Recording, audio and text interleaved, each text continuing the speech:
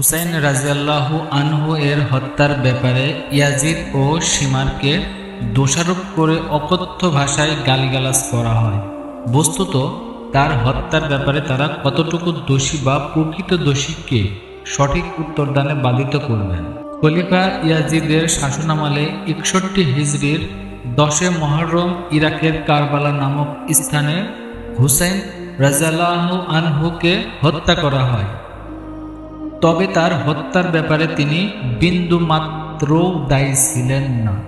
শাইখুল ইসলাম ইবনু তাইমিয়া রাহিমাহুল্লাহ বলেন, ঐতিহাসিকগণ এ বিষয়ে একমত যে নিশ্চয় ইয়াজিদ বিন মুয়াবিয়া হুসাইন রাদিয়াল্লাহু আনহুকে হত্যার নির্দেশ দেননি।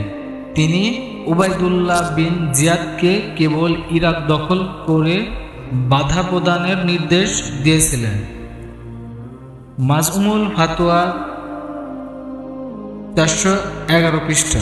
তিনি আরো বলেন, হুসাইন রাদিয়াল্লাহু আনহু এর স্ত্রী পুত্রগণ যখন ইয়াজিদের নিকট পৌঁছলেন তখন তিনি তাদের অনেক সম্মান করেছেন এবং নিরাপত্তার সাথে তাদেরকে পুনরায় মদিনায় পৌঁছে দিয়েছিলেন।